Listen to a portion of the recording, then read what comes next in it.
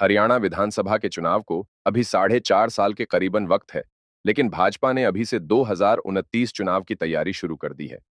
हारी हुई सीटों को जीतने की रणनीति के तहत 42 हारी हुई विधानसभा सीटों पर प्रभारी लगाए गए हैं। बहादुरगढ़ विधानसभा को जीतने की जिम्मेदारी खरखोदा के विधायक पवन खरखोदा की लगाई गई है। इसीलिए पवन खरखोदा ने बहादुरगढ़ विधानसभा में कार्यकर्ताओं के साथ बैठक भी शुरू कर दी है। बहादुरगढ़ विधानसभा से भाजपा प्रत्याशी रहे दिनेश कौशिक के कार्यालय पर भाजपा कार्यकर्ताओं की बैठक हुई।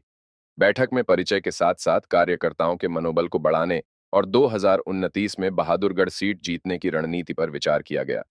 हालांकि बैठक में भाजपा के सभी धड़े मौजूद नहीं रहे। बहादुरगढ़ में भाजपा हाल फिलहाल गुटों में जो बटी हुई है। पवन खरखोदा ने कहा कि पार्टी नेताओं में मतभेद हो सकते हैं, लेकिन मनभेद नहीं है और आने वाले 1-2 माह में सारी दूरियां दूर कर दी जाएंगी और सभी कार्यकर्ता एक साथ मिलकर बहादुरगढ़ विधानसभा पर जीत के लिए काम करेंगे।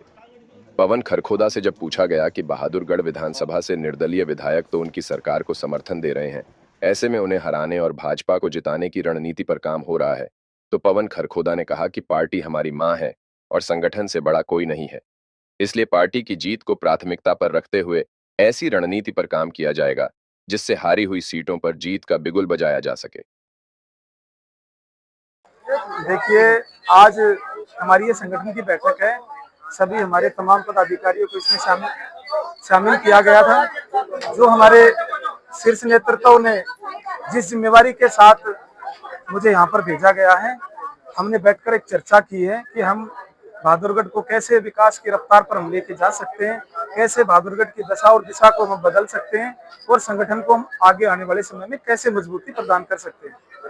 पिछले चुनाव में हार जीत का वोट का अंतर काफी ज्यादा रहा, उससे उभरने के लिए क्या है? देखिए, पार्टी की हजारों आंखें हैं और संगठन की दृष्टि से सब अपने अपने कार्यों पर लगे हुए हैं और इन 4.5 सालों में हमने हमारा यही काम है कि किस हल्के में हमारी कहाँ कमजोरी थी, उसको हम कैसे दुरुस्त कर सकते हैं, उन चीजों को हम कैसे वेरीफाई करके उन चीजों को हम कैसे आगे बढ़ा सकते हैं। और मैं ये कह सकता हूँ कि इन 42 सीटों पर जो हम जहाँ पर हम हारे हुए हैं, मैं गर्व और गौरव के साथ ये कहना चाहूंगा कि आने वाले 4.5 साल में भारतीय जनता पार्टी नए विजन के साथ, नए संकल्प के साथ आगे बढ़ने का काम करेगी और जिन सीटों पर हम हारे हैं उनको सबसे पहले जीतने का हम कार्य करेंगे। देखिए, जब बड़ा परिवार होता है ना, उसमें छोटे मोटे मतभेद होते हैं। यहाँ केवल मतभेद है, आपस में मनभेद नहीं है और उनको जल्दी ही मेरा जो जिम्मेवारी है, मेरी दायित्व है कि 1-2 महीने में आपको सारी चीजों को देखने को व्यवस्थित ढंग से आपको मिलेगा कि वाकई में अगर पूरे झज्जर जिले में सबसे पहले अगर कोई संगठनात्मक दृष्टि से या प्रशासनिक दृष्टि से या विकास कार्य की दृष्टि से कोई हल्का आगे बढ़ने का काम कर रहा है। वैसे तो हमारे लिए सारे पूरा जिला बराबर है, हमारे जिलाध्यक्ष जी खड़े हैं, इनके नेतृत्व में पूरा जिला आगे बढ़ेगा। लेकिन मैं एक भरोसा और विश्वास मेरे बहादुरगढ़ हल्के के लोगों को दिला के जा सकता हूँ कि जैसा कार्य मेरे खरखोदा के लोगों के लिए मैं कर रहा हूँ, उसको उससे ज्यादा सवाया करने का काम बहादुरगढ़ में करने का करूंगा। जी जी जी जी जी।